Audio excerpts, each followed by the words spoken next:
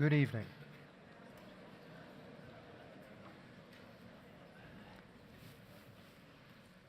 Good evening. I'm Bruce Chesson from Georgetown University Hospital, Washington, D.C. A disclaimer: some information in this meeting is not consistent with the approved use of the licensed product. This information may relate to an unapproved indication, dose administration, patient population, combination use, or other potential unapproved uses. No conclusions regarding safety and efficacy can be made for such unapproved uses. Now take that seriously. I dare you. So welcome to Lugano. This is a Roche-sponsored medical education event. We strongly encourage you to contribute to the interactive discussions. Please use the voting system when requested and submit questions via your keypads at any time. These will then be discussed during the panel discussions if I pick them. Microphones are also available throughout the room. Please only use during the panel discussions. Mute your phones or switch them off, please. Don't use flash photography during the presentations. And remember to fill in your evaluation form. And when you fill in your evaluation form, remember what your mother always told you. If you can't say anything nice, don't say anything at all. These are the keypads. When prompted, press the numbers that correspond to the answers you wish to give. If you change your mind, press the red triangle to clear and input your new choices. This is how we use the keypads to submit questions, the trackball, the symbols, the punctuation. And when you're all done, you can take these home with you and use them as a sort of a PDA thing. Only kidding. They'll have a conniption if you do that. Here we go. Let's give it a try. Press the number that corresponds to your choice. You are 1, hematologist, 2, oncologist, 3, pharmacist, 4, nurse, 5, pharmaceutical industry, 6, patient representative or advocacy group, 7, other. Go.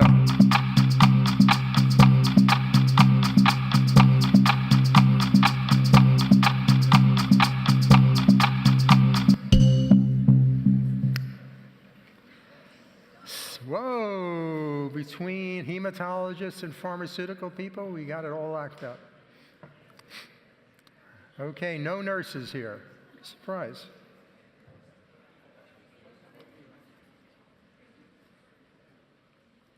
Okay. I'm going to give a very brief introduction on management issues in follicular lymphoma, sort of a preface to what you'll be hearing about from the other speakers. Follicular lymphoma we've always thought of as an indolent, slow-growing disease. Many people don't have to be treated, and when they do, they all respond gleefully, but that's not quite the case. In this important paper from Dr.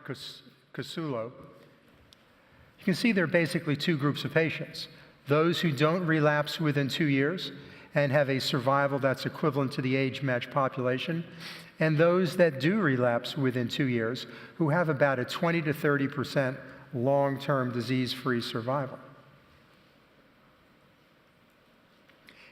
And we have lots of treatment options for those patients once they relapse, but there are issues with all of them. We have Y90 ibrutinib tioxetan, or Zevalin, which is a radioimmunotherapeutic.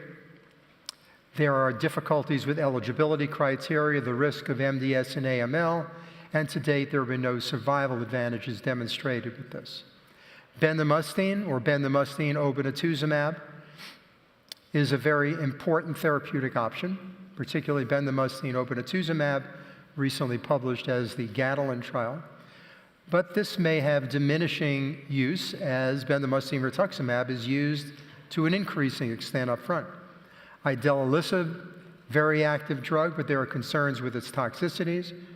Rituximab lenalidomide, or R-squared, has been mostly shown to be effective in relapsed but not refractory patients.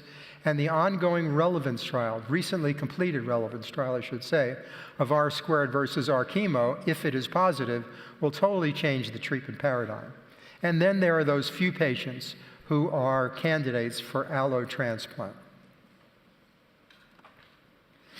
You'll hear more about an increasing list of new targeted therapies. In the white are those that target the cell surface, monoclonal antibodies, antibody-drug conjugates, bispecifics. In the light blue are drugs that target intracellular pathways, and in the darker blue, drugs which affect the microenvironment. Well, it would be nice if we didn't have to wait for patients to relapse before we intervene with a novel therapeutic. So we need some way of predicting which patients are likely to do well and which patients aren't. One of the new recommendations is the M7 FLIPI, which uses a series of gene over and under expression, as well as the FLIPI2, to separate patients into clinically distinct risk groups. As you can see here, there are a couple that are very good, one that isn't bad, and one that's pretty awful. So if one could identify patients this way, it gives you the opportunity to do a risk-adapted approach as your initial treatment. There's also the total metabolic tumor volume done by PET, which can also divide patients into low, intermediate, and high-risk groups when performed before treatment. And there is the circulating tumor DNA, or clonoSEQ assay, which also, based on the levels of circulating tumor DNA, pre-treatment can predict for a lower risk and a higher risk patient population. So you'll hear about a number of ways that we try and identify patients who are likely to have a good outcome or not. The Flash 30, the POD 24, POD 12, PET-CT can all be used to define a follicular lymphoma population at risk for a poor outcome. You'll hear about novel agents and combinations and trials for these patients, such as the Catalan trial. As I mentioned, the real challenge is to identify the molecular and genetic markers of these patients pre-treatment and conduct risk-adapted trials. But I feel it's more appropriate to focus on better induction regimens than trying to clean up failures.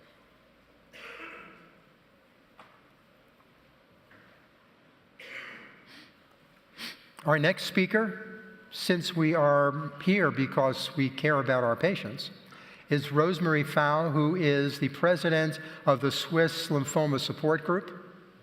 And she's going to be talking to us about the patient's perspective and quality of life in follicular lymphoma.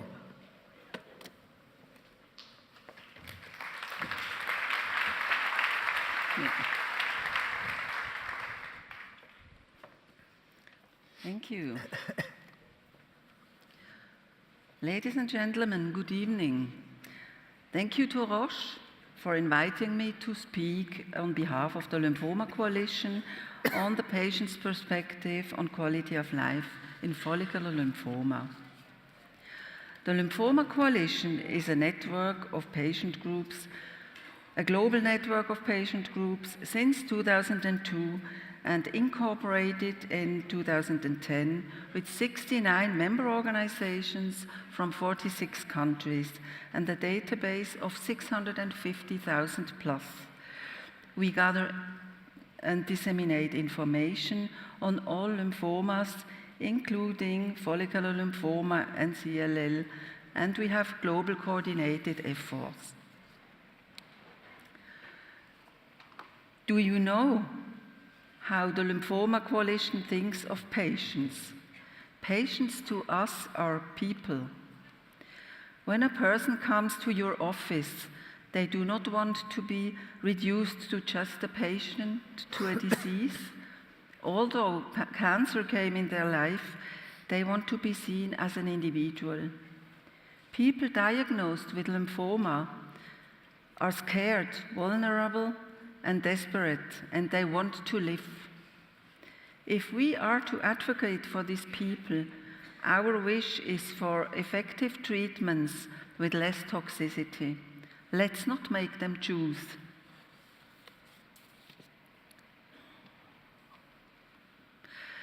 We have worked towards building a robust bank of high-value resources, and assets.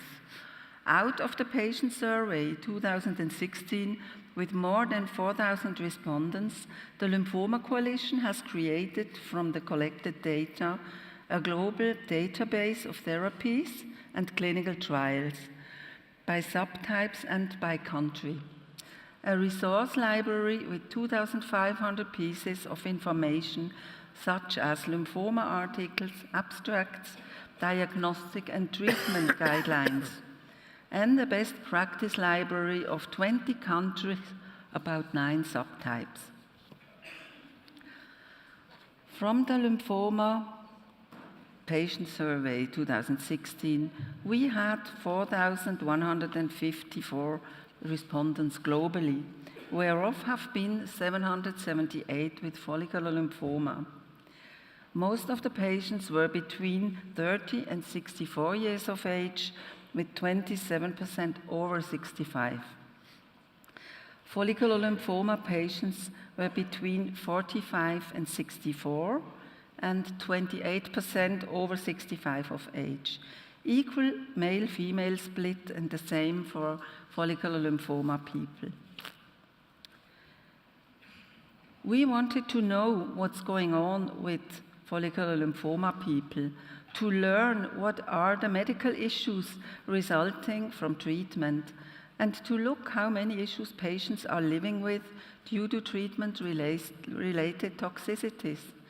More than 13% have to deal with stomach-related issues, eyesight issues, 16% suffer from tingling of the extremities and other issues, and finally, more than 20% live with numbness. All these issues have a strong influence in the quality of life of these people. We also wanted to know how long issues lasted after treatment. More than 25% are dealing 3 to 5 years with issues. And as you can see in the chart, in even 8 years plus, still almost 15% of the treated people are suffering from treatment-related issues due to toxicities. In the survey, we wanted to look at the physical conditions impacting the sense of well-being. All mentioned issues on this chart have an impact in the daily life of lymphoma patients. But you see that 70% of the respondents suffer from fatigue. This issue has a profound influence on patients, affecting functional performance, mood, and one's overall quality of life. For some people, fatigue is a real challenge to overcome the day and to finish every day. For a person still in the working process, it is difficult to go back to work with fatigue. Therefore, human resource people and departments have to be clearly informed and sensitized about the needs of a person coming back to work. Also, hair loss has an impact in a person's life, since it is the visible indication that a person has cancer. Another survey question was at what point people experienced the health or social issues first. What was already before, during, or what remained after treatment? As you can see, it doesn't drop much in the after. Fear of relapse is a very real, jumping to over 80% after treatment. Most of the issues remained for more than 50% of the respondents. Also, more than 50% suffered from depression after treatment. Depressive disorders may impact the course of the disease and the compliance. Concerns about the body image were high during treatment, with more than 70%, but only dropped down to around 30% afterwards. Changes in body image have an impact in self-esteem. You can see things don't go away when treatment is over. The next question was what follicular lymphoma people think while they are in the watch and wait situation. Watch and wait people live in constant fear, and often they are very confused and their thoughts and fears turn around. But it's cancer and they are just letting it grow inside me. What can I do to help myself? And what if I'm not able to work anymore? But all this does not mean treating the patient is the answer. So our question to you is, what can we do to prevent patients walking around with thinking these things, and how can we help them get the answers they need? So what we understood from the survey responses, a better communication at the beginning and referrals for ongoing support, for example, to patient organizations or to the support systems in the clinics, would help these people a lot. Follicular lymphoma is difficult to manage for patients and very dependent on the information they receive. Follicular lymphoma patients have to understand their treatment. Therefore, the Lymphoma Coalition has created a list of what patients want. Most of the information patients receive from the healthcare professional office, and it is really fundamental that making time with follicular lymphoma patients has an impact on how they manage their disease. What do patients think regarding improvement in efficacy? First of all, patients want to live as long as possible, and they would ideally like to have their cycles of chemo more spread out with a longer gap in between. Some of them still feel fatigued and sick from the previous course and then have to start another round. They have described it as feeling kicked while they are down. The treatment-free time is very important to have some time with quality of life. Many older patients between 70 and 80 years say they are more concerned with quality of life than a long-term survival. In general, patients would initially prefer treatment efficacy, but after experience adverse reactions and side effects would change their view and prioritize quality of life. Patients are surprisingly willing to take risks, but what choice do they have? Back to our wish, effective treatments with less toxicity. What does affect a person's treatment decision? The patient's age and their confidence in the healthcare team has an influence on the decision. Patients like to know that there is a greater chance of increased quality of life and a better prognosis. We asked them in the global survey, did you choose a different treatment plan than the one suggested by the doctor? Most said no, which means they are listening to what their doctor suggested.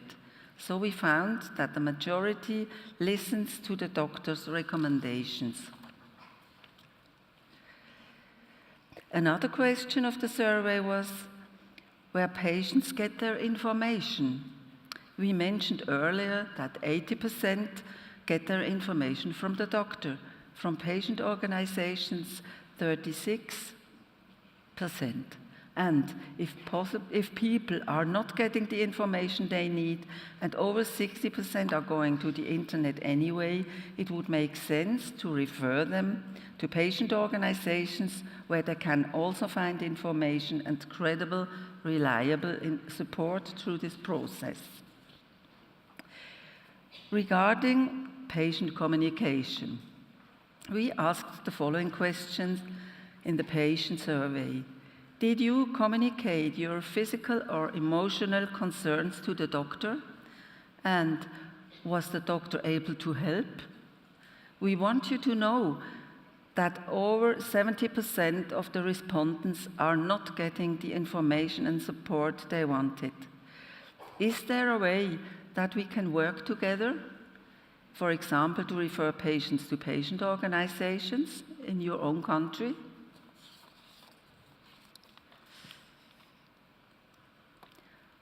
Firmware, multi-touch, UDID, open cloud, platform architecture. Would you like any of the above? Do you talk this language?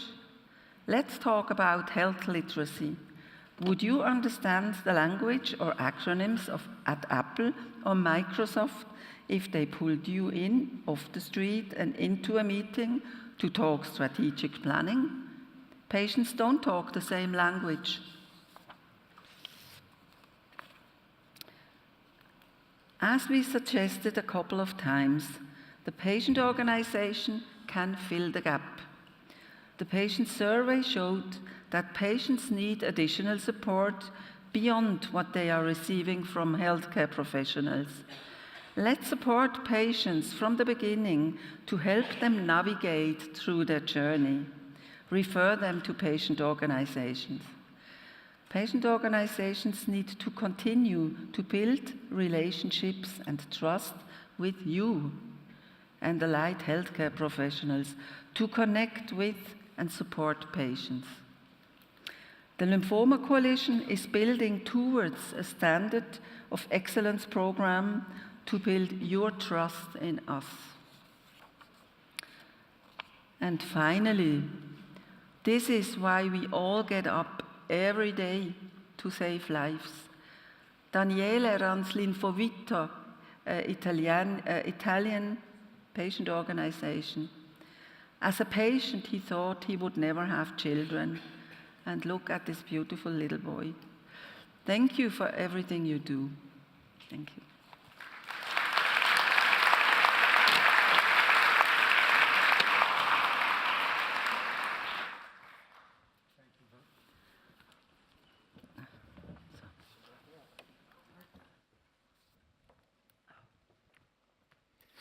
Thank you very much for that beautiful presentation. Are there any questions, or there are, you can come to the microphone. Nothing came in on the iPad. When looking at your slides, there were some points which troubled me a bit as maybe not being realistic. The one that struck me the most was, let's increase the space between cycles of therapy. The first thing is it just makes things last a whole lot longer instead of getting them over with. But second, I think that if a patient is concerned about the interval being short and having increased toxicity, I think it's incumbent upon the physician to explain why we have these doses and why we have these schedules, don't you think? No, I didn't quite understand, I'm sorry. One of your points was patients would like a longer time between treatment cycles. But if you know about chemotherapy, you know that that may reduce the efficacy of the treatment. Yes. How do we go about explaining that to our patients? Yeah, this is very difficult. We know that too. But anyway, it would be a wish of patients that the gap in between would a bit longer, so that they could have a little bit more of quality of life. Because some of them are really have really bad times after the cycles. But I think it's important for the physician to explain to the patient why we do things the way we do them. Sometimes we don't know, like bendamustine day 1 and 2. We have no idea why we do that, we just do it. Mm-hmm. But why we do things every 3 or 4 weeks is important to the efficacy. Yes. So I think it's our job as doctors and nurses and healthcare professionals to communicate better as to why we're really doing what we're doing. It has to be explained to the patients why. Clearly explained. Any other questions? Any other comments? Bruce, I just had a comment really about your slide about the watch and wait, really, and the watch and worry. I really think everything is in those first few conversations you have with the patient, and you really need to take your time and you spend time and explain the strategy for a lifetime and avoids many of those concerns with patients. I can't stress that enough, really. Yes, thank Yeah, when I have that conversation, which is about 20 times a week, it's watching and waiting is every treatment has its toxicity, its expense, its nuisance, and if you can wait longer, a better treatment's going to come along. So that's how we approach it. Matthias, you were going to ask a question? Yes. I also found it very enlightening to see that patients' scope is changing. First, of course, we talk about efficacy, and patients also wish to talk about toxicity and quality of life. But of course, first is the question how effective the treatment will be. But once a patient has suffered from any side effect, this may change. And I can understand this comment very well, that the patient then is trying to discuss, can we not change something because I'm suffering from any side effect? And what I found very interesting, and what is absolutely in my daily practice, patients ask for a delay of interval because they suffer from fatigue, even if it's not a life-threatening side effect, which they may have feared in the beginning, that they won't live with a chemo, that there's a life-threatening side effect. The fatigue, in the end, is very difficult for the patient to tolerate. And that comes to the point that the patient starts to discuss, can we improve it by having a longer interval, and so on. Gilles, did you want to say something? I think it's this panel, the answers to this panel is very interesting. However, already in our practice, we always find heterogeneity about patients' concerns regarding their disease and their treatment. Some patients say, well, I have a disease, I have to fight. Even if I have to suffer, I want to go through, and efficacy is the primary endpoint. Others are very scared, especially if we talk about chemo. Some may be very happy that we delay a treatment, like for others. So I think, if I think a little bit about patients with follicular lymphoma are the patients that you need to see several times at the beginning of the journey during treatment, diagnosis, if you suspect the diagnosis, when it's confirmed, when you have the checkout of the patient and things like that. And there are a lot of discussions. Furthermore, if the patient is not necessarily familiar with information that he can get on the web, the children of the patient, the neighbor of the patient, and any other people will look at this data, and I think they will always come back at one point saying, well, I have been told or I read that this is an incurable disease.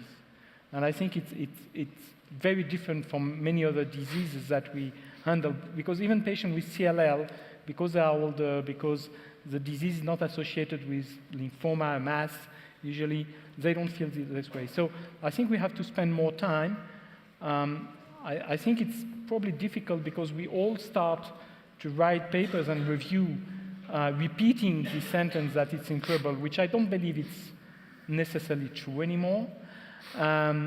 We have many patients that, and Matthias Römmel have shown that recently, that are alive and free of recurrence after 10 years of primary treatment. So I think we have to nuance also what we say publicly about this disease and what are the description we made about that, long interval between treatment and things like that. So maybe our representation, our public representation of the disease hasn't evolved at the same speed than the care we provide to the patient has evolved. Great point. Okay, if there are no other questions or points, then we shall move on. Next,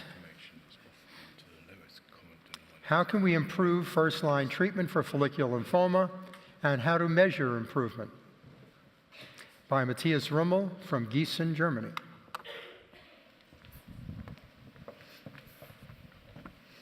So good evening.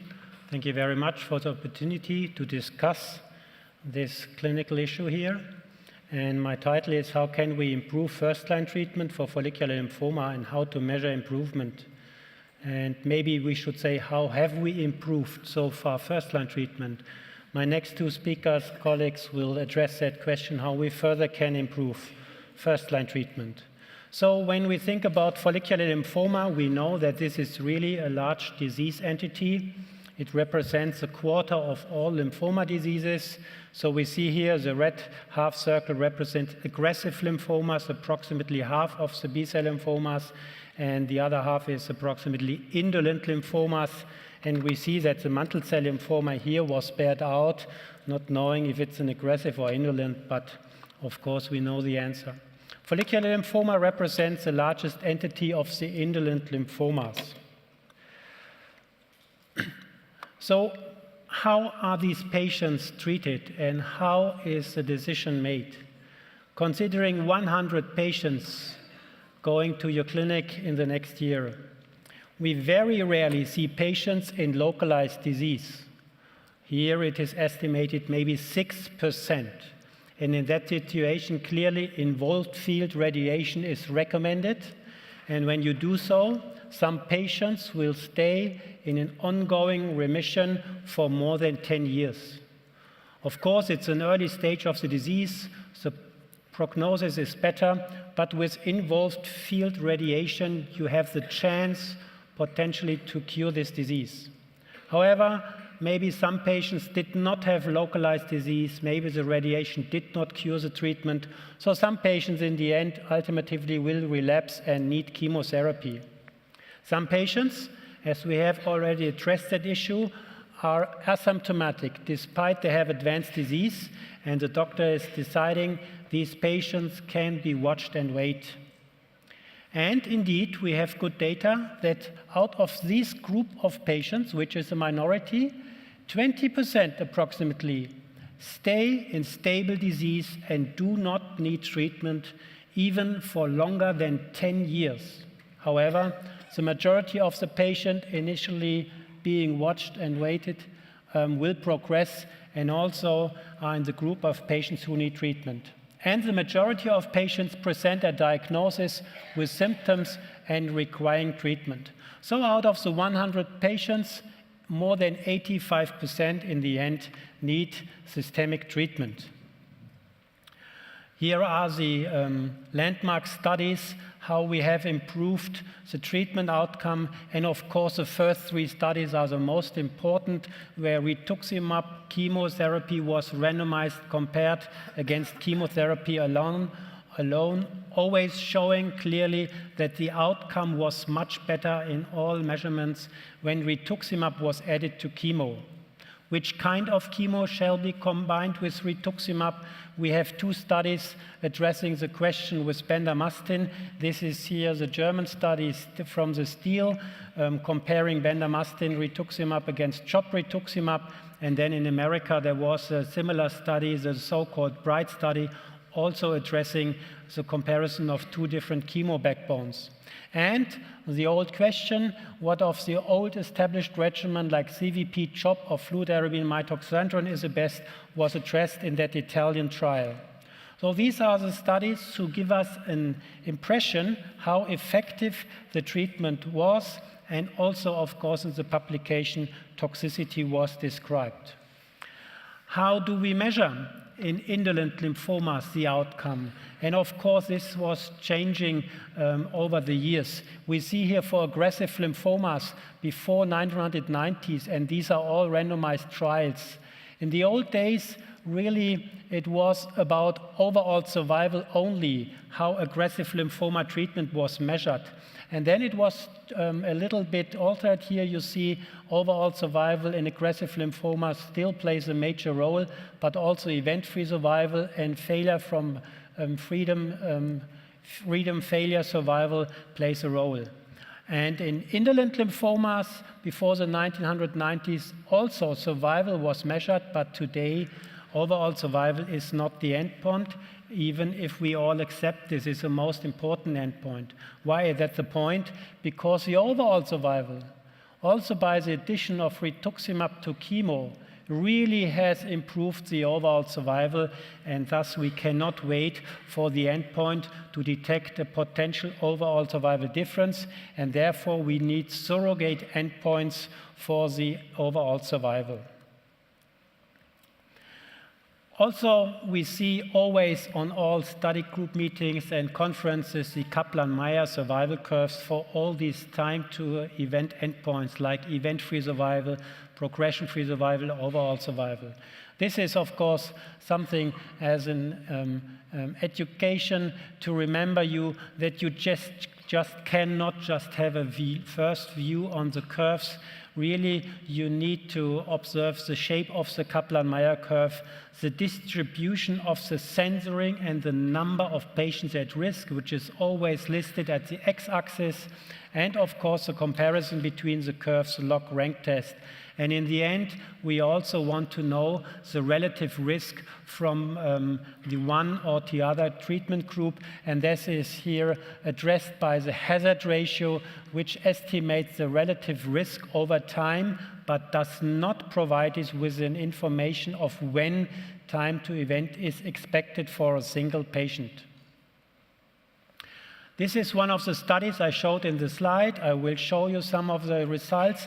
This is a German study addressing the comparison bendamustine rituximab against CHOP rituximab.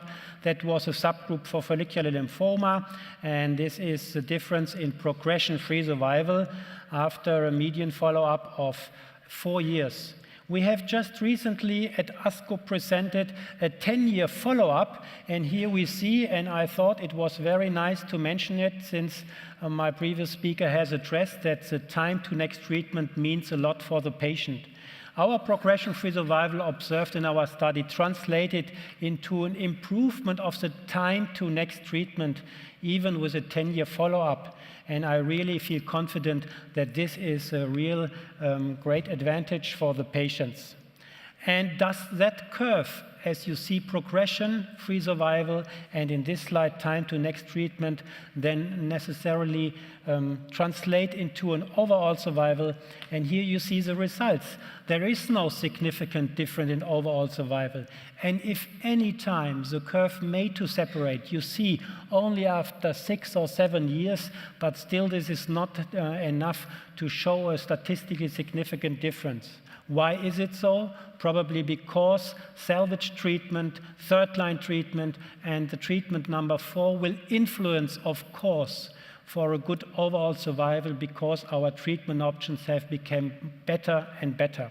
So it's not easy to just compare the overall survival. First, we have to wait a long time, and second, the overall survival is influenced by second and third and fourth line treatment. How this is an attempt to further improve the disease control.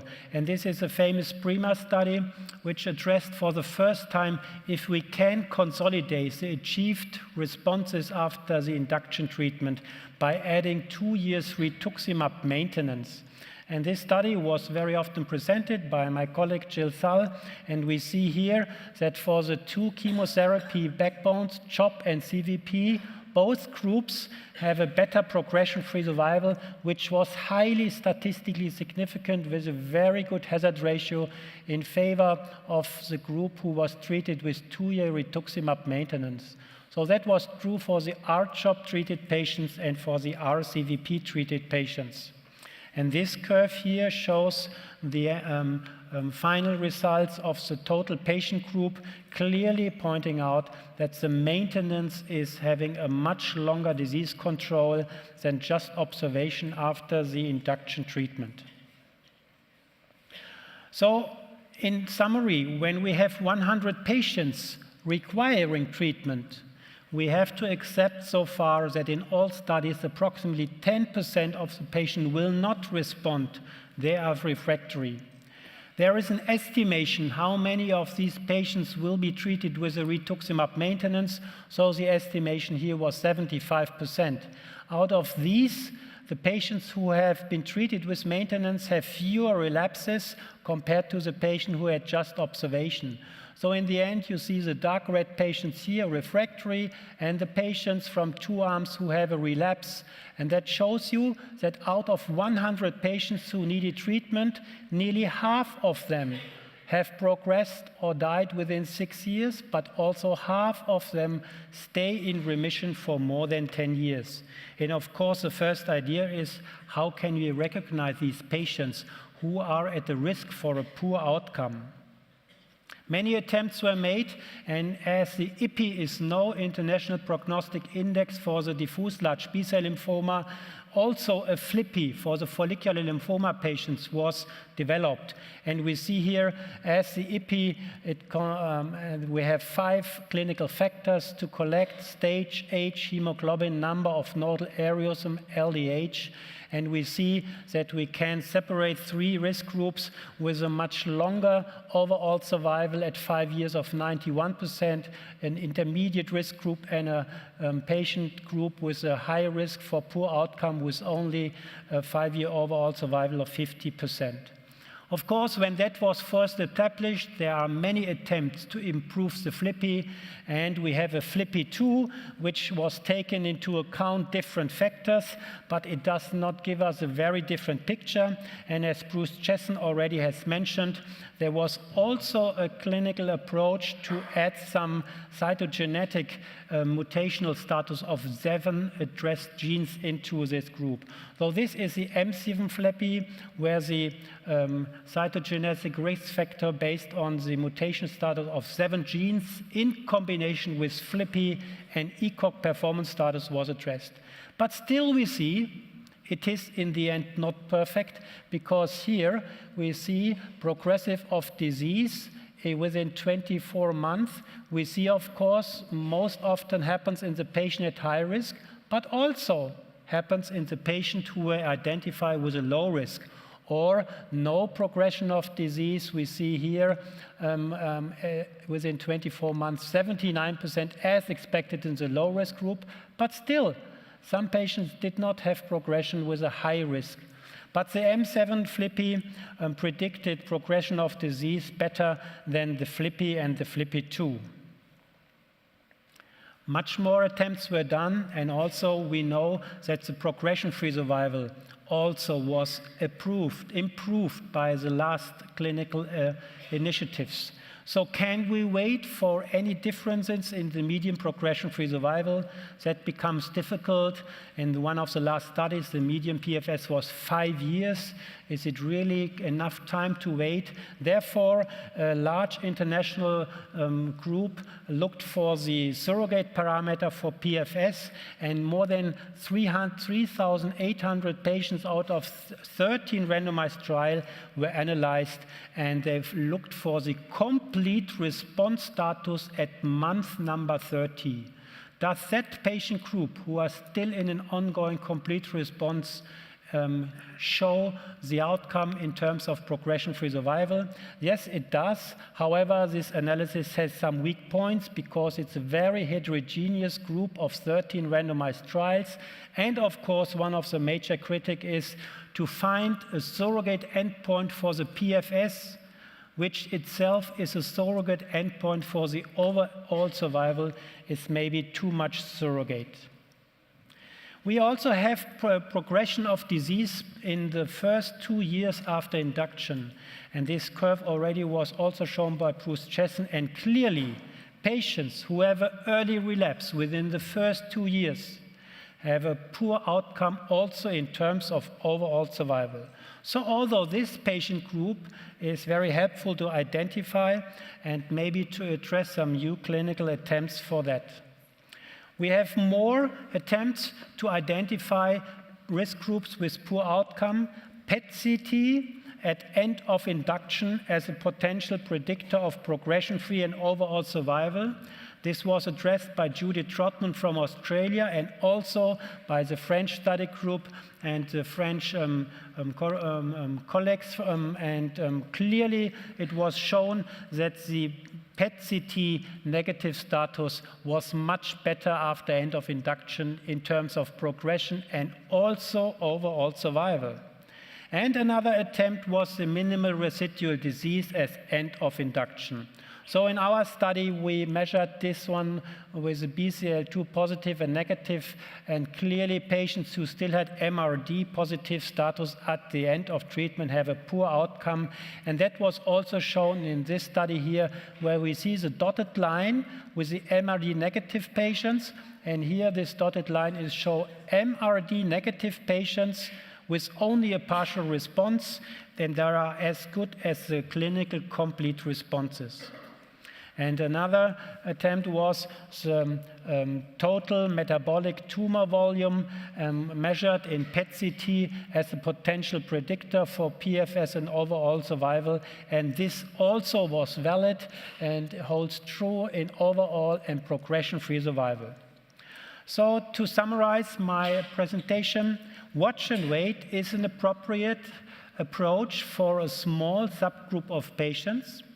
But most patients need treatment at diagnosis or eventually when you have a watch and wait period. The combination of a monoclonal anti-CD20 antibody, rituximab or obinutuzumab, in combination with an established chemotherapy is a standard of care, and the obinutuzumab will addressed by the next speaker. The maintenance as an attempt to consolidate the achieved responses with 2-year rituximab treatment does clearly prolong disease control and time to relapse. Different time to event endpoints are being studied, like the CR30, the time to treatment failure, progression, and event-free survival, and they all were investigated as potential surrogates for either progression-free or overall survival. And I showed you all the attempts like FLIPPI, M7 FLIPPI, progression of disease within 2 years, PET-CT, MRD, and the tumor metabolic tumor volume. They clearly can identify patient population at high risk. Therefore, I think we still need to improve our treatments, not only for these patients, but also my wish would be for all patients, and therefore novel agents and combinations are needed. I thank you very much for your attention.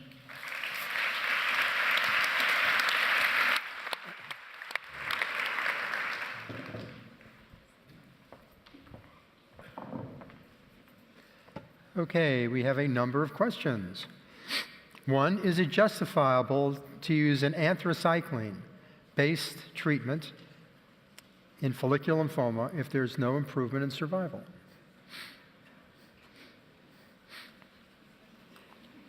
So yes, this question also was addressed by the Italian study, the FOLLOW-5, and we clearly could see that the disease control, which was PFS in that study, was improved when the patients were treated with CHOP compared to CVP. However, in the overall survival, there was absolutely no difference, but we have again to say, in that publication, the observation period was too short. We have our study where we have addressed the comparison of bendamustine and the CHOP. And in the end, of course, we see that there was no inferior overall survival of the one or the other treatment. So yes, it is a good question if it is justified to add the anthracycline. And I remember very well when I started first to visit meetings like this 20 years ago, that was also the most important discussed questions.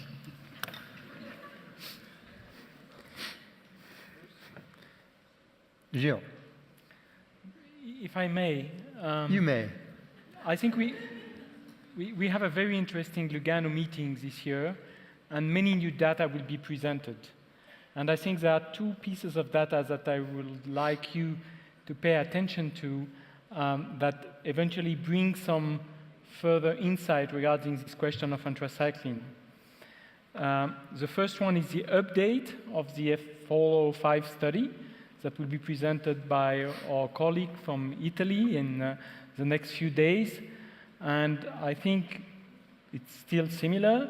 PFS is increased, survival is not different, but there is clearly, this is achieved, think equivalent survival is achieved by the use of repeated retreatment with additional toxicity. So there are pros and cons. The second one is a paper that will be presented, I think, tomorrow night regarding the cause of death of patients with follicular lymphoma after a very long follow-up. It's a joint work presented by our group in Lyon and the Mayo Clinic, and the patients dying from cardiac disease, despite the wide use of anthracycline in both cohorts, are extremely limited. So I think we are maybe a little bit too afraid of using anthracycline. They bring additional heme toxicity, but I think 6 courses of anthracycline in patients that do well are easily manageable.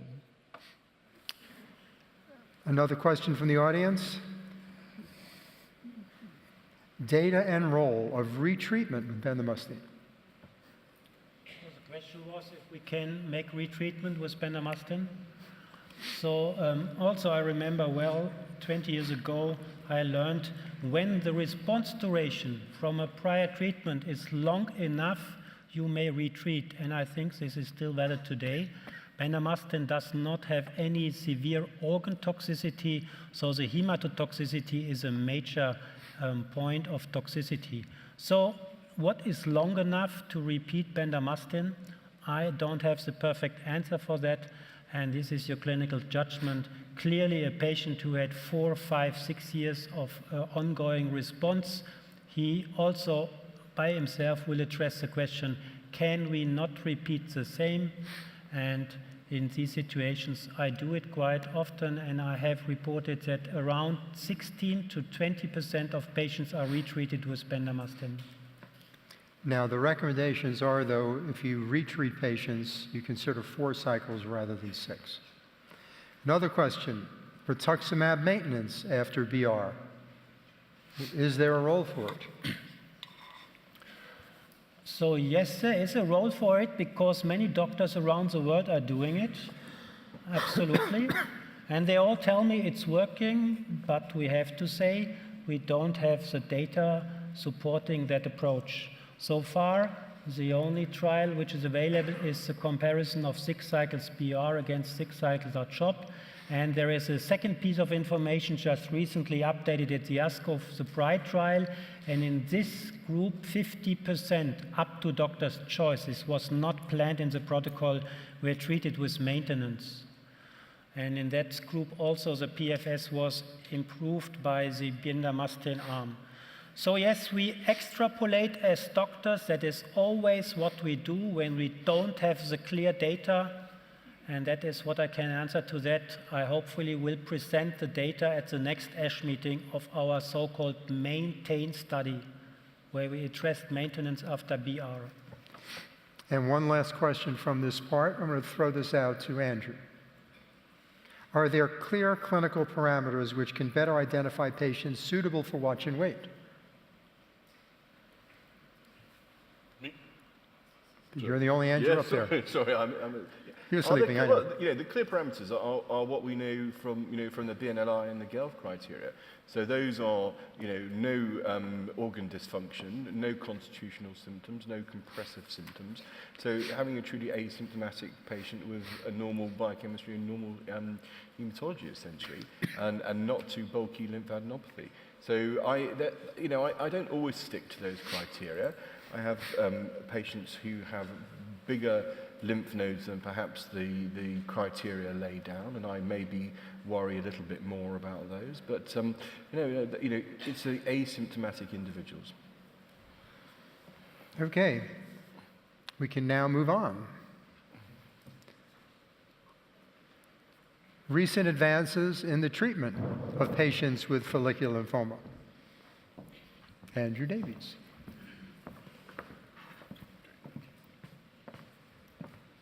Great, thanks very much. It's a really great pleasure to be here today and to have some discussion about what's new in terms of therapeutic advances in follicular lymphoma. It's been a really exciting last few years for follicular lymphoma. We've got greater insights into the biology of the disease. We've got a whole range of new prognostic and predictive tools that we didn't have before, and we have a whole bunch of new therapies, as Bruce outlined at the beginning.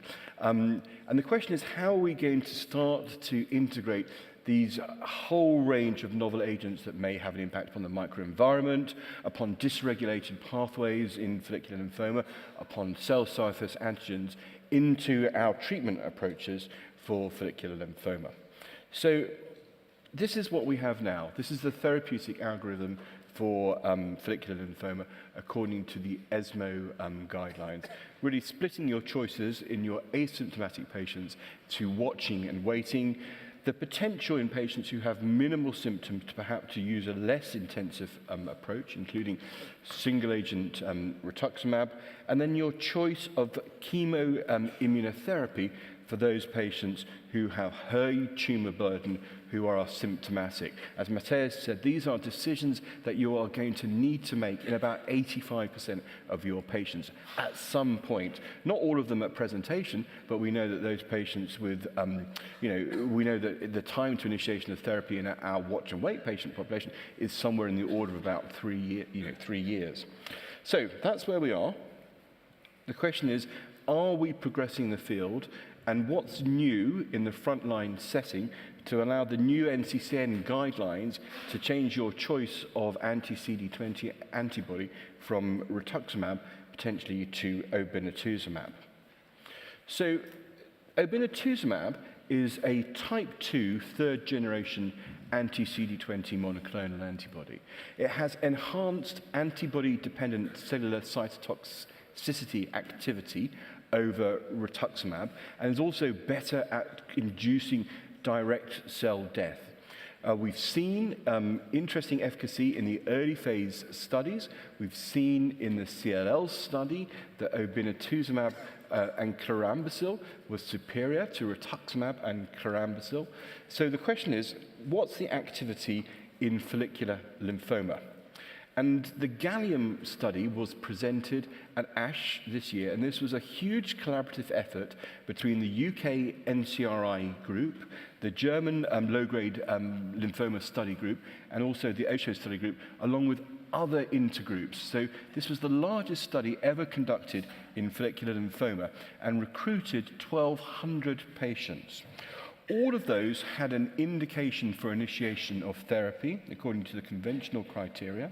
It included patients of grade 1 to grade 3A, and the primary endpoint was investigator-assessed progression-free survival. And patients were simply randomized between a chemotherapy backbone of bendamustine, CHOP, or CVP, which was at the discretion of the site, and the site chose the chemotherapy backbone and continued to use that all the way throughout the study. And the randomization was between R chemo and obinutuzumab, or G chemo.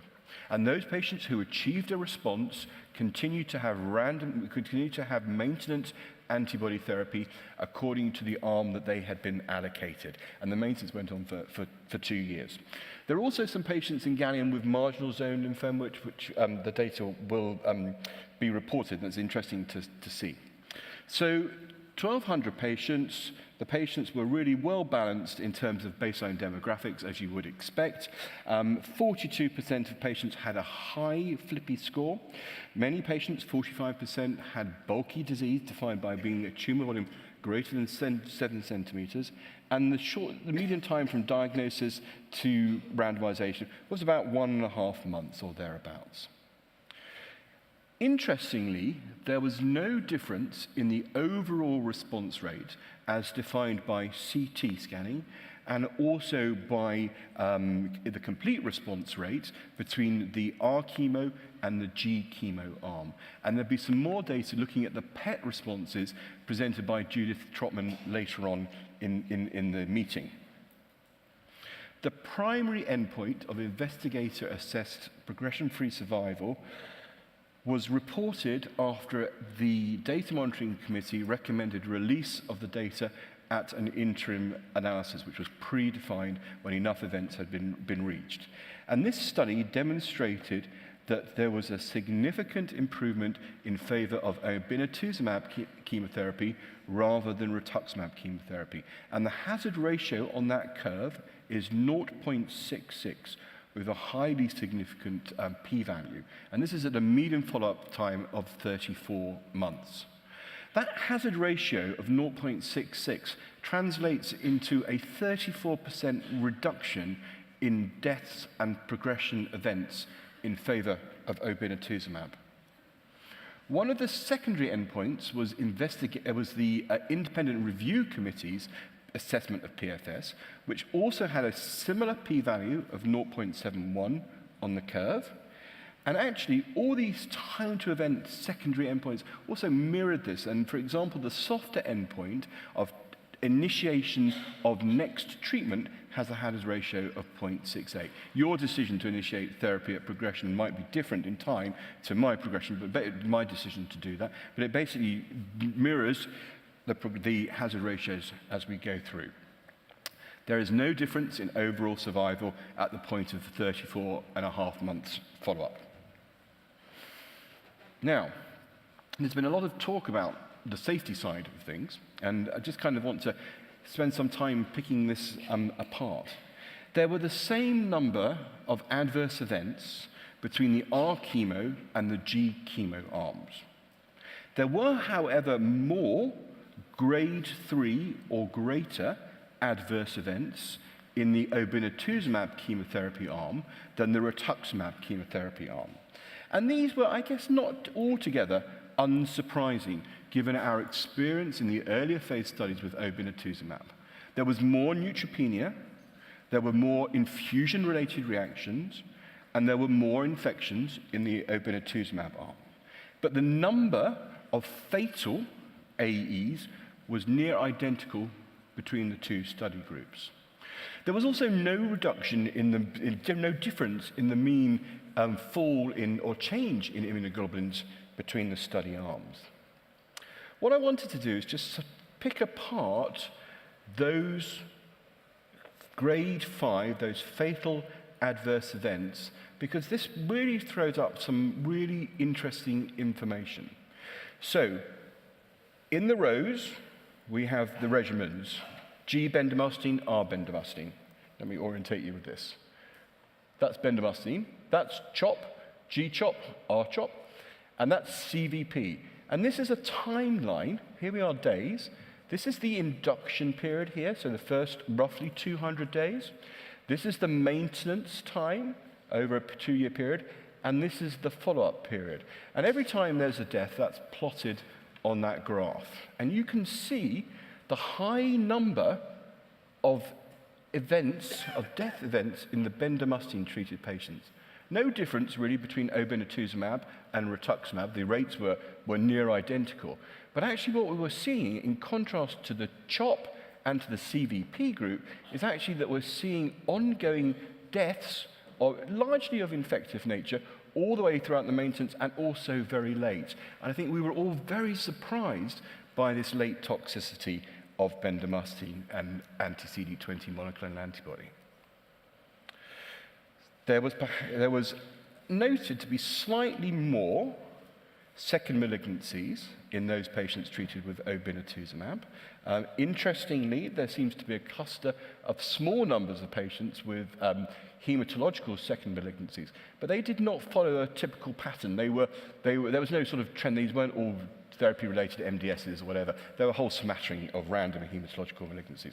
So that's something we're really clearly going to keep our eye out for. There was no clear difference in effect, so with the chemotherapy that was used. Now, importantly, this was not powered to compare chemotherapies. Remember, the sites chose a chemotherapy and they stuck with it. But this magnitude of the effect between bendamustine, CHOP, CVP was near identical in favor of the obinutuzumab. And Wolfgang Hidman will be updating this data later on in the meeting. What about achieving MRD negativity? Well, we know this is the graph of MRD negativity at the mid induction point, so halfway through therapy. The solid shaded bars are the number of patients who are MRD negative at that point. This is great work that's been done by Christiane Potts and her group.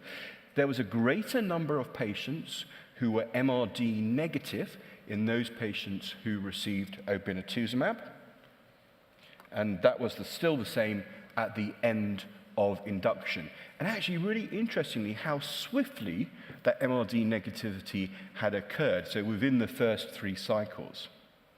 This is the MRD negativity, again, the solid bars, according to the chemotherapy regimen. So over this side, we have the rituximab-treated patients. Over here, we have the obinutuzumab-treated patients. And we can see that the rate of MRD negativity is greater with obinutuzumab than it is with rituximab across all 3 chemotherapy regimens.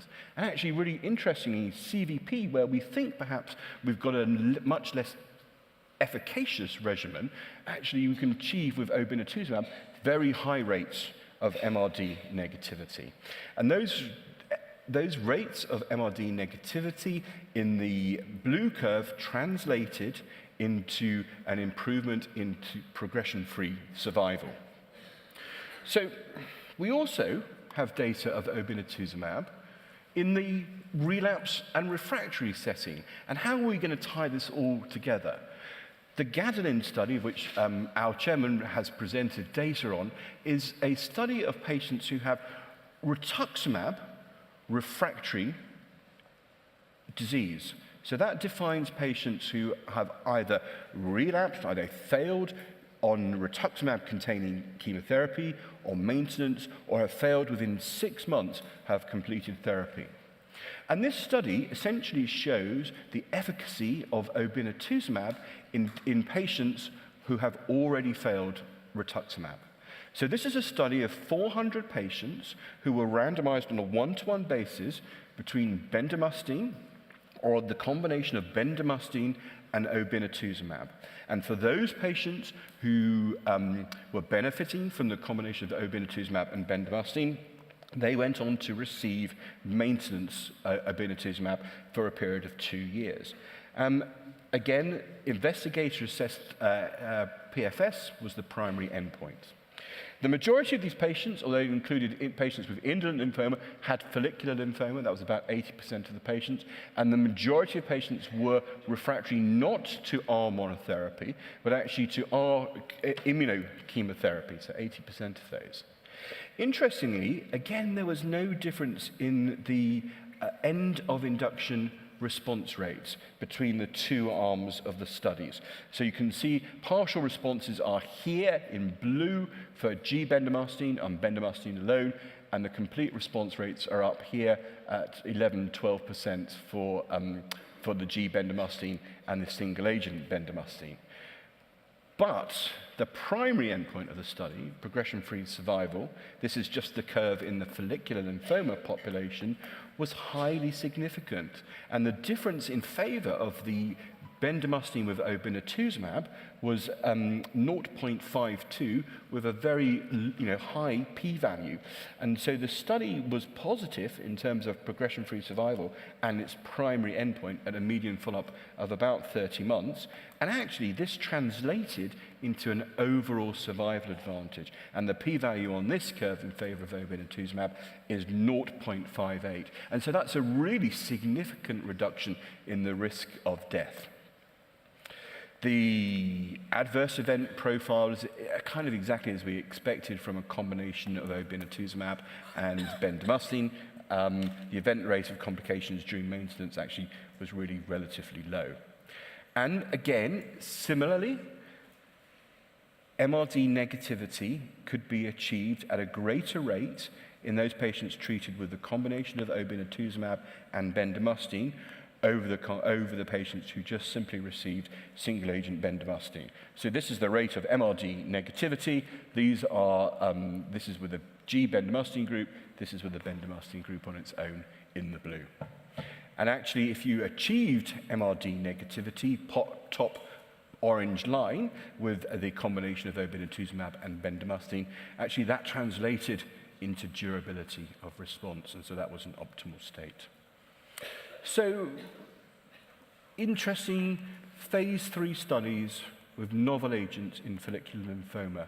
And really this is challenging the conventional landscape of follicular lymphoma. The combination of obinutuzumab and chemotherapy with maintenance is clearly superior in terms of efficacy, and it is a conversation to be had regarding the toxicity with each individual patient.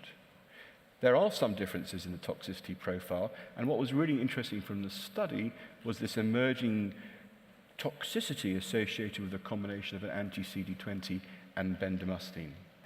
I've just left at the bottom a throwaway line really about needing to exploit the biology better. We really do need to get to better grips with the biology of follicular lymphoma. I do feel that we are some way behind, although emerging, and what we really want to do is try and understand better which patients will benefit specifically from specific novel agents. Thank you very much.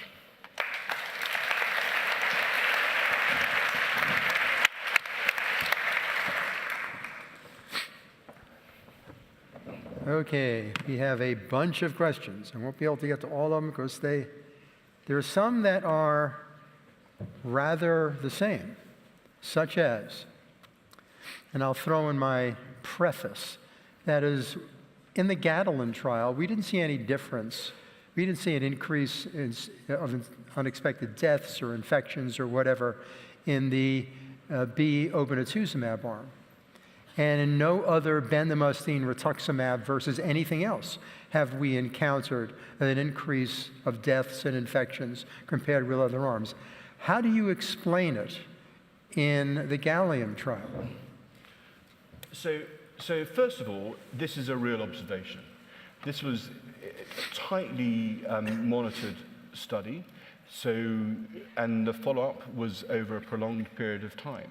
So the data that you are seeing is real events, and whilst I feel, as I saw the data, this doesn't necessarily reflect my practice, and that I don't necessarily see deaths in maintenance, I don't see deaths during long-term follow-up, this is data, it's true. It's not data that was restricted to any particular territory. So it wasn't, we had a thought that this might have been coming from territories where they were unfamiliar with the use of bendamustine. So for example, it was in the UK, it was a good way of getting bendamustine which wasn't currently available. But actually it wasn't, and there was no division by territories. These events happened throughout the world. But this study maybe jumped a little by including maintenance after anti-CD20 bendamustine as a standard, but actually it was the first meticulous description of maintenance after anti-CD20 and bendamustine. So there seems to be a particular toxicity, and particularly late toxicities, associated with this. Matthias. So, as most of the people sitting in the ASH meeting were surprised by these fatal events in the bendamustine arm, and I heard it often, as Andrew Davis just told me, this is not according to the clinical practice of the colleagues. However, the data are the data. So I would like to see if the patient characteristics of the bendamustine treated group is exactly the same as the CHOP treated group. Why am I going to ask that? Because the center has to define if they will treat in that study bendamustine or CHOP. Once you have committed to treat the patient with CHOP in that study, it will be randomized either CHOP-G or CHOP-R. However, then comes the patient in the age of 76, and you think about, is that a good candidate for my CHOP treatment? Better I treat him with bendamustine out of the study and do not include him. I think this is a potential selection bias, and I would like to see just the patient characteristic of all these three treatment groups, and then we again have to debate if we find another explanation. So I'm just going to stress, this really wasn't a comparison between chemotherapies, and I think that's really important to say that. And Matthias, you're absolutely right. You had to make a decision at your site as to which immunochemotherapy regimen you were going to use. And I can understand your thoughts about potential bias in the different population, but you'll see from Wolfgang's talk later on in the week that actually there was no difference in the demographics. Should the gallium regimen become the standard of care for frontline treatment of follicular lymphoma? The gallium regimen should be an option as treatment. There's no doubt it's highly effective. You know, I've said to you that this is associated with a 34% reduction in progression and death events. That's a highly significant move forward.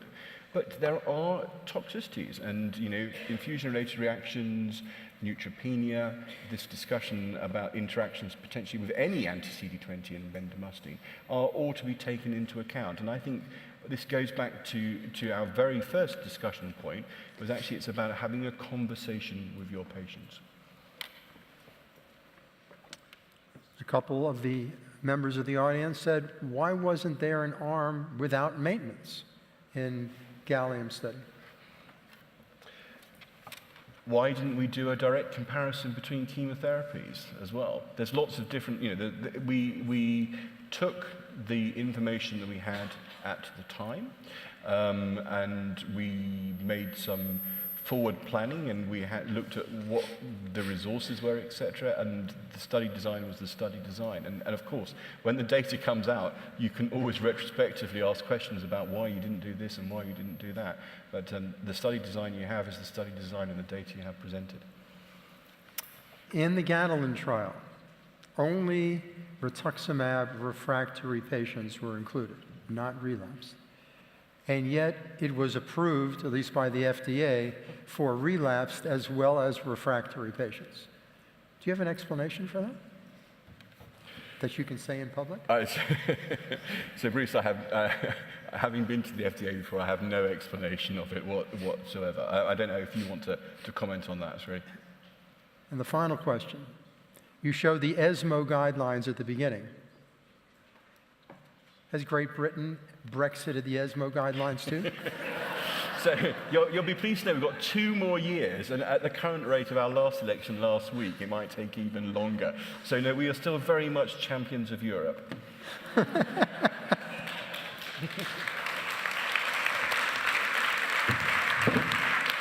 Oh, we got one more, don't we? I wasn't supposed to sit down, but it's comfortable there.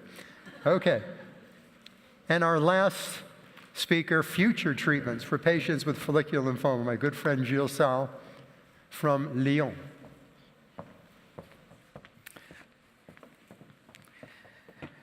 Thank you, Bruce, and thanks to everybody for staying late tonight to this last talk of this symposium where we heard already very important data in the field of follicular lymphoma. And I think I'm quite convinced that the field remains fascinating, and I will try to go over with you some more fascinating data that will come up in the next few months, years, or maybe in the next few days during this meeting. So, while there is a whole field of new agents being developed in lymphoma, and some of them may apply more particularly to patients with follicular lymphoma. This may be a list of maybe 9 items. You don't have to worry, I will keep it short. I will not detail everything, but just maybe focus on a couple of them. First, naked antibodies. We have heard about obinutuzumab, and I should say that beside new anti-CD20 such as obinutuzumab and eventually others, I don't think there is much new things here in naked antibody in the field of follicular lymphoma, even when other targets have been studied. So a few words about antibody-drug conjugates, and I think that's a field that is evolving. Many investigators, many companies have tried to develop this concept of bringing a cytotoxic agent within the tumor cells and by directing it to the cell with an antibody that recognizes the specific antigen. And maybe this list is outdated, and I am sure that a couple of other new antibody-drug conjugates have been developed, but you can see that many antibodies recognize different targets, CD79B, 22, 30, 37, 19, 22, 74, and so on. The compounds are usually microtubule inhibitors, so poisons of the mitotic spindle. Some are focused on distinct subtype of lymphoma, and some have different speed in terms of development. One that has been a little bit more clearly investigated in the field of follicular lymphoma is polatuzumab vedotin, which is an antibody recognizing CD79B, which is coupled with a microtubule inhibitor MMAE.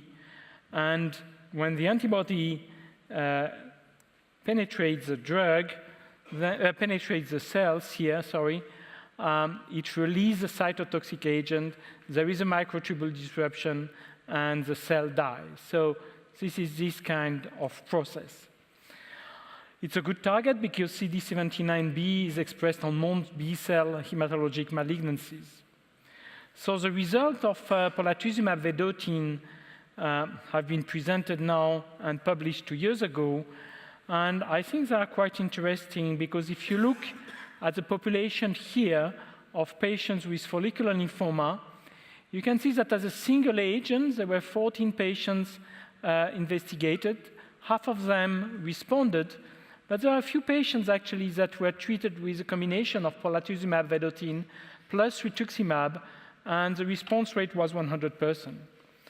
So where do we go from there? Well, there are some toxicities associated with these ADCs, including some slow release of the cytotoxic agent and some neurological toxicities. Prolonged treatment may not be suitable for patients with follicular lymphoma, and in the field there are many other new agents. But I think we should keep in mind this agent.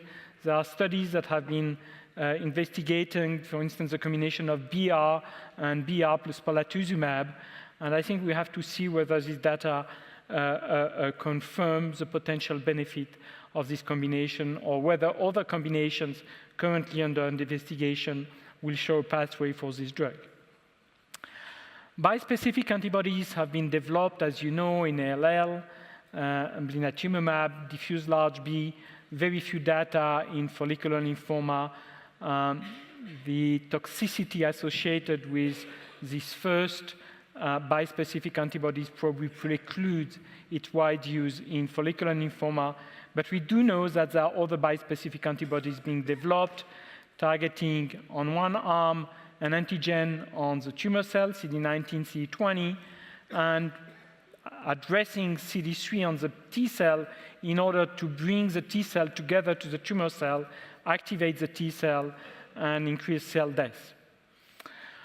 One word about immune checkpoint blockers, which is a field with clearly emerging in all oncology with major changes, probably a revolution in the way we are treating other cancer. Well, follicular lymphoma is probably a very interesting target because the antigens PD-1 on T cells and PD-L1s are expressed in follicular lymphoma, but they may not be expressed exactly where we would like them to be.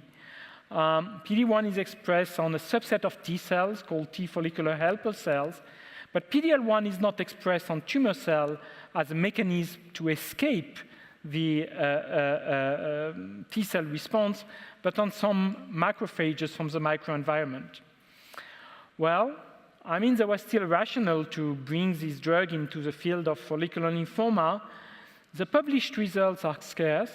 Probably the most advanced results were published in JCO last year with one of the anti-PD-1 antibody, nivolumab, and in 10 patients with follicular lymphoma, the response rate was interesting, 40%, but there were only 10% CR, And as you can see here from these spider plots, well, 2 or 3 patients had some response lasting a couple of weeks. However, there were also some transient response. There are many studies that try to evaluate either anti-PD-1 or anti-PD-L1 in the field of follicular lymphoma. And I think we are eager to see whether the combination of this drug with an anti-CD20, with a drug such as IMiDs, will potentially build and engage an immune reactions against the tumor cell that will be more efficient to fight the disease and potentially even eliminate the residual tumor cell.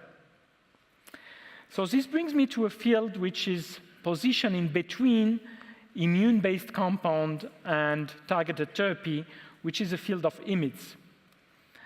Well, one of the main IMiDs that have been evaluated in the field of follicular lymphoma and other B-cell malignancies is lenalidomide. And when you see this cartoon, taken from a very nice review by our colleagues John Gribben, Frank Marshauser, and I think Nathan Fowler, you can think, well, that's a lot of work, and that's a lot of things we have learned.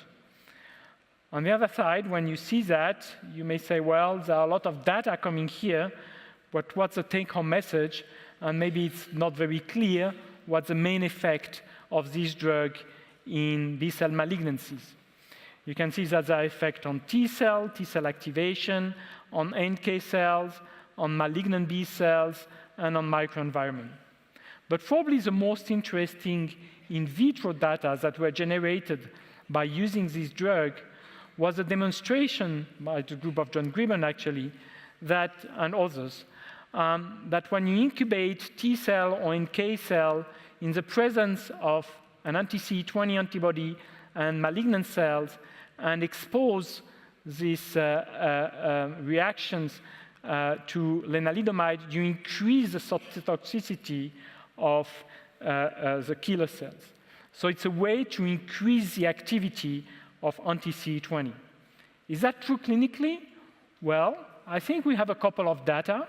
Some data were generated in relapsed follicular lymphoma, and the ECOG group in the US actually ran this randomized trial evaluating either lenalidomide or lenalidomide plus rituximab. And as you can see, the response rate was increased by the combination of the 2 agents. The rate of complete response almost tripled. And you can see the PFS curves that were prolonged. So that was interesting. It's not a direct comparison of rituximab versus rituximab plus lenalidomide, but it gives already some hint.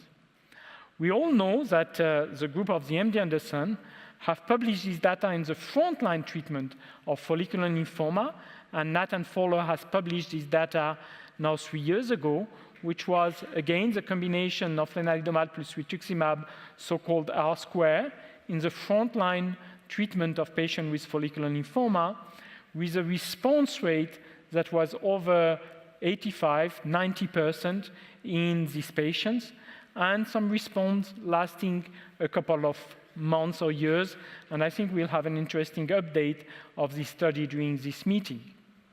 Some of the response were confirmed by PET, some were confirmed using MRDs, the new tools that were described already by Dr. Rummel. Based on this preliminary data, as well as the data obtained in the relapsed patient, 2 randomized studies are being run. One is a study in the relapsed setting, which is AUGMENT, and it's R-square versus rituximab alone. One is a study already discussed, which is a relevant study, where R-square followed by R-square maintenance is compared to R-chemo followed by rituximab maintenance. Accrual has been completed more than 1 year ago, and I hope that within a couple of months we'll see the result of this study that may potentially change the landscape of first-line treatment in follicular lymphoma if positive.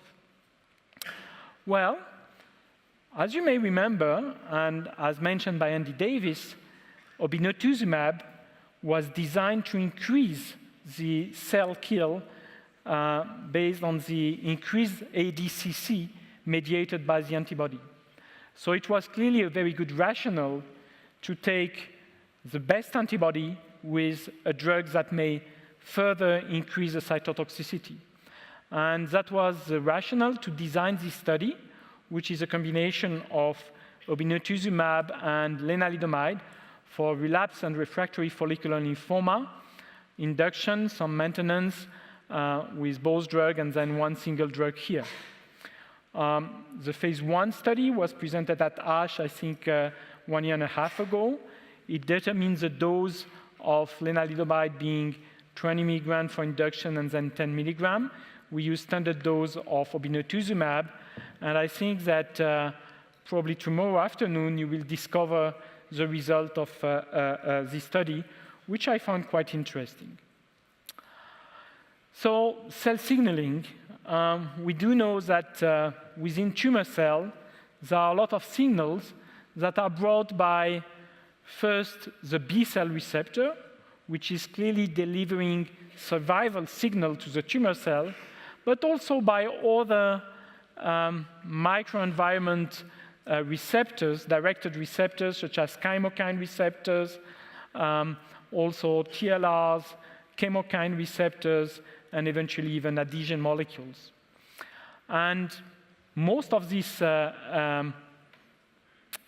receptors actually signals through different pathways, but key molecules are found in these pathways, which are the PI3 kinase and the subunit delta of the PI3 kinase, not exclusively, but at least one of them, but also the Bruton tyrosine kinase, BTK. So it was logical that the drugs that targeted either the PI3 kinase delta or BTK have been investigated in the field of follicular lymphoma, given the emergence of this drug also in the field of chronic lymphocytic leukemia. So one of the first studies to be published was the activity of idelalisib in patients with relapsed indolent lymphoma. And this was patients that were refractory to both rituximab and an alkylating agent. This was a study that recruited 125 patients, published some time ago in the New England Journal of Medicine. As you may remember, the response rate was fairly interesting, and this is updated result presented by Ajay Gopal at ASH in 2014, and now published in a recent update of this trial, when it shows that more than half of these patients that were again refractory to previous therapy actually responded to idelalisib. And according to the quality of response they achieved, some of the response may last a couple of months, as shown for a few patients that reached a CR, while unfortunately a few patients had, I will say, a response that lasted 8 to 9 months if they didn't have a complete response. Well, it's an effective drug. Many of us are still using this drug. Unfortunately, it brings some toxicity, increased transaminase, diarrhea, and we discovered that infectious toxicity, in particular when the drug is used in combination with either rituximab or bendamustine rituximab, 2 randomized trials were halted, and I think we have to see whether this drug can reemerge with different combination and maybe different precaution in terms of infectious-associated adverse events. While the other drug, ibrutinib, that has been evaluated, data have been presented last month, 6 months ago at ASH, again by almost the same group of investigators. And it was again a population of patients refractory, maybe slightly less refractory than the previous one. And again, single agent ibrutinib here, but the response rate was only on 25%, also the duration of response and the median PFS was quite similar to the one achieved with idelalisib, and the safety was probably different also based on the toxicity profile of ibrutinib. So we do know that the toxicity between BTK inhibitor and PI3 kinase inhibitor are different. We have atrial fibrillation, we have diarrhea, risk of bleeding with the first one, and diarrhea, elevation of transaminase, infection with the second one. We do know that some compounds are actively developed, actually CC292 not anymore, but GS449, acalabrutinib, copanlisib, which is a mixed inhibitor of PI3 kinase alpha and delta, and which result were presented recently at ASCO, some promising result, duvelisib, TGR-1202, and others. So this is an emerging field. We have to keep in mind that probably this drug act not only on tumor cells, but also in cells or in the microenvironment. Whether we'll use them as single agent in refractory patient or in combination as doublets with other agents remains to be defined. And like many other kinase inhibitor, we have to ask whether the duration of treatment is something sustainable, both for the quality of life of the patient, we heard what was said earlier, but also financial. What else do we have? Intracellular trafficking, I think it's too toxic for follicular lymphoma, the selinexor. Venetoclax, BCL2 inhibitor, BCL201 being another one earlier in development. We do know that this drug actually target BCL2, which is overexpressed in the majority of follicular lymphoma tumor cells, and which is probably linked to the translocation 1418, one of the founder events of this disease. Venetoclax actually binds to BCL2, inhibits the activity, and enable pro-apoptotic molecules to get activated and to engage apoptosis in the tumor cells. Well, the results of the phase 1b/2 study of venetoclax have been recently presented and I think published 3 months ago in GCO. And as shown here, 29 patients with follicular lymphoma were treated. The overall response rate is interesting, 38%, but the CR rate is maybe not what we had expected. PR also were found in 24% of the patient. So how this drug will fit into the different possibilities of treatment we have remains to be further defined. One word about epigenetics. We do know that among the founding events of the molecular defects in follicular lymphoma, there are a couple of mutations affecting the epigenetic machinery. One of them is the mutation of EZH2. EZH2 is an enzyme which is brought within a more bigger complex, which is called PCR2, which actually changes the methylation of one histone called H3K27. It was found, and there are very elegant models, mouse model, to demonstrate that it's a key player of the maturation of normal B cell, but also lymphoma cells. And the inhibition of EZH2 was demonstrated to have activity in lymphoma cell lines and in animal models, both actually in models where EZH2 was mutated, a mutation which is found is 20 to 25% of follicular lymphoma, and in patients with wild type, in models with wild type. Well, the result of one of the drug, which is an oral drug, tazemetostat, were reported already at several meetings, including the ASH Lymphoma Biology meeting, and I think it's the first abstract of the plenary session of this meeting, so I encourage you to look at that and to see if this will be a promising agent, which probably this curve suggests this is a fact. Well, I think I didn't mention in the summary some other agents which are CAR T-cell, and despite the fact that these data here are generated on very few patients, 13 patients, these were highly refractory patients, and investigators at the University of Pennsylvania clearly demonstrated that this may be a very active treatment with long-standing remission for patients. So where do we go from there? Well, it was said we should work on the biology of follicular lymphoma. Yes, this is true, but the biology is very complex. And what we have learned is that there is a high heterogeneity on tumor cell based not only on the different mutations they harbor and how this mutation evolves over time with different way of evolving, but even the clone that you found in a given biopsy are heterogeneous, as we have shown in a recent paper. Moreover, we do know that the microenvironment plays a critical role in these patients, and we have to take that into account.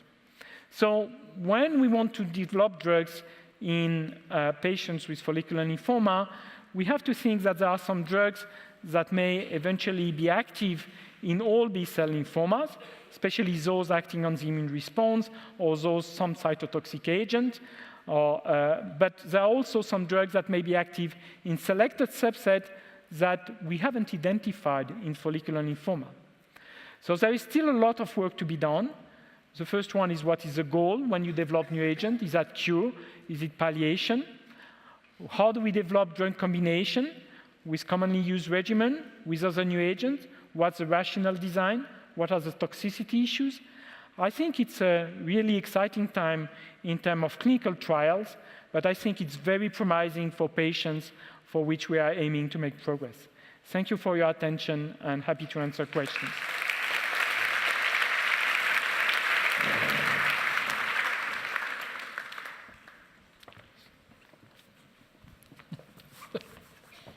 It's like Trump, you know. Okay, no, well, you know that the French and US have strange It's relationships like regarding our president and your handshaking. president just kind of avoiding each other there. All right. It's great. The bit about Idella was great. Really? One thing that has made me curious is follicular lymphoma with its overexpression of BCL2. And we have this splendid venetoclax drug, yet compared with mantle cell with the activity 75%, and CLL where it's 50, 60, 70%, and it's kind of not there in follicular lymphoma. So how do you explain that disparity, what we would expect? Well, I think we don't have a correct answer at the present time, but I may bring two hypotheses. The first one is the fact that it's a key founder event of follicular lymphoma, the translocation, but there are many other events that will occur during the development of lymphoma. We do know that in half of the population here in this room, we can detect 14/18 positive cells, and hopefully the incidence of follicular lymphoma in this room is very limited, if null.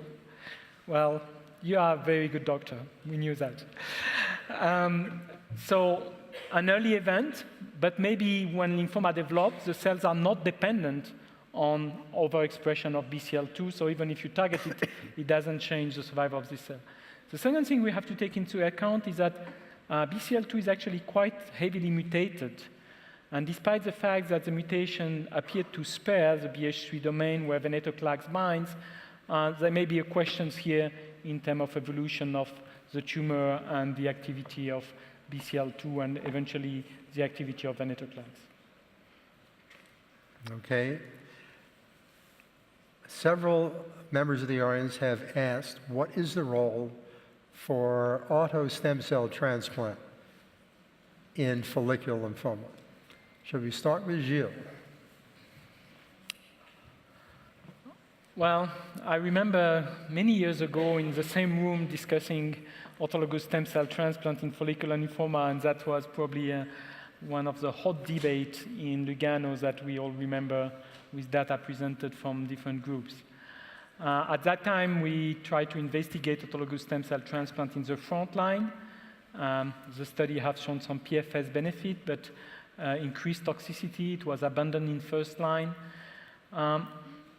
It's an option that should be considered in patients that fail primary therapy, especially in patients with early failure. It's still an active treatment. It has some side effects, an increased fatigue for patients, also probably long-term side effects, but it's clearly one of the treatments that provides a very long PFS if you look at data collected with hundreds of patients, such as the ABMT study. So I think it's an option to be discussed with patients when they failed therapy within, for instance, the first 2 years, the ones that didn't reach EFS 24. But again, it's patients to patients, and we should not say it's necessarily the best. It has never demonstrated in a randomized way that it increased survival. And I do know that in some centers it's commonly discussed with patients, in others less. I think it's open. The patients who relapse quickly frequently have marrow involvement as well, which makes them not terrific candidates for autotransplant. Yes, I think you can now, with anti-CD20 cleans the marrow and collects cells. And it has not really been clear whether collecting cells with a few residual follicular lymphoma cells really hampers the result. I think many studies just ask that there are less than 20% lymphoma involvement, which is something you achieved in the majority of the case with a salvage regimen. And what's the British approach to autotransplant? So, having stood on this stage many years ago presenting the long-term follow-up of our autologous practice at Bart's and in Dana-Farber, we clearly see a significant number of patients who 10 years after having undergone autologous transplantation remain free of disease. And Gilles talked about this wording as not curing follicular lymphoma. I believe that a percentage of patients are cured with autologous transplantation. It needs some patient selection. We know that what we can do now with autologous transplantation and upper limits of age and reduction in toxicity is a much safer procedure than it was when we first started doing this. But I certainly think, particularly for patients who have early progression of disease, it should remain an option on the table. Now, you've just seen a lot of curves of new therapeutics in follicular lymphoma. You notice that hardly any of those curves had any form of a plateau on it. If you look at the long-term follow-up with autografts, there is absolutely a plateau on that. So I certainly think, again, it's a conversation with the patient, but it's something we should certainly discuss. And in Germany? So yes, we also consider in patients with high risk, that means early progression of the disease, short remission duration, still good performance status, the role of high-dose treatment and autologous stem cell transplantation. As Andrew Davis has just pointed out, he has seen some long ongoing remissions, and so he may discuss if some of the patients are cured. I would like to make another comment to that issue. We see that long ongoing responses with nearly every kind of treatment. So is it due to a positive patient selection, which we decide to make a transplantation, but also in every study reported, we see on the long end after 10 years, ongoing complete responses, and the patients make this debate, doctor, am I cured? I have a 10-year ongoing complete response, and I see that after chemo, plus rituximab, and also after transplantation in first relapse. So I would just come back on that and just say, I think we've all been in this game long enough not to use the cure word in follicular lymphoma to patients. We see late recurrences all the time. Yeah, we'll get to that as the last question here. In the U.S., the number of patients who undergo auto-transplant, I think you can count on your hands and one of your feet. It's very uncommon, particularly more go to allo, and the others are going to CAR T-cell instead. But you got to my last question, which was the same as one of the audience's question. And I want to go from person to person, starting with Gilles. Forgetting transplant, is follicular lymphoma a curable disease? And if you think not, does it matter given the increased number of new active agents? I think we heard in the introductions the words of Rosemary and the patient's preoccupation, and what they want is to be cured. They are not really keen on getting a treatment and then another treatment and a third treatment and waiting for the next relapse. So I think we should still aim for cure. It may not be possible in most of the patients, but I believe that the long-term result of the modern frontline treatment, the results that have been presented by Matthias Römel at ASCO, the updates that we'll generate with the PRIMA study, hopefully at ASH, will probably identify a substantial proportion of patients that have not relapsed after frontline treatment. Whether they will relapse in the next 10 years, I don't know. But really, it shows the ways that we have increased this proportion over time. It was maybe 10–15% in the old studies without rituximab. It's increased to 30–40% recently. and we may be able to further increase that.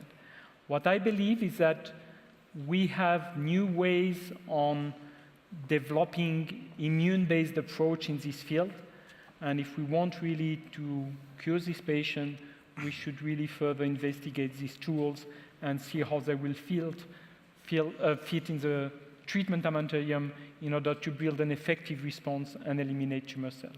So I think, yes, it's probably curable, and we should aim for that. Andy, do you think follicular lymphoma is a curable disease now? A qualified and cautious yes. I completely agree with what Gilles has said, using optimal immunochemotherapy with maintenance strategies now. But there are also these subgroups, there are these groups of patients who have involved field radiotherapy, where we know 50% of those approximately are going to be long-term free of disease. We see a small number of patients who undergo allogeneic transplantation who are free of disease long-term. We've seen this tail on the curve of patients who've received radioimmunotherapy who very long-term have have remained disease-free. So I give a qualified yes to that. Matthias? So I won't communicate this word cure with the first conversation with the patient. I will make them hope. When it comes to the question of survival, I will say that they will live for sure much longer than 2 years in an average, what we expect. Of course, it can happen that your patient has to die earlier due to some events, but I give them the hope, and I avoid to address that issue cure. If the patient is going to ask me directly, I will say also cautiously, yes, I have observed some very long ongoing responses without any evidence of the disease, and in these circumstances I may believe that these patients are cured, but I sure don't know it. Also, what I have found in my 10-year update, that patients who achieved a complete response after either treatment, BR or CHOP-R, they are alive with a probability of 80% after 10 years. Just remember, this is a patient group who is 62 years old, and in such a typical patient, that's a good prognosis when you can tell them with a chance of 80% you are alive after 10 years when the patient already is 62 years old. However, everything becomes different if you're going to talk to a patient who is 45 years old. And then this question is much more important and relevant.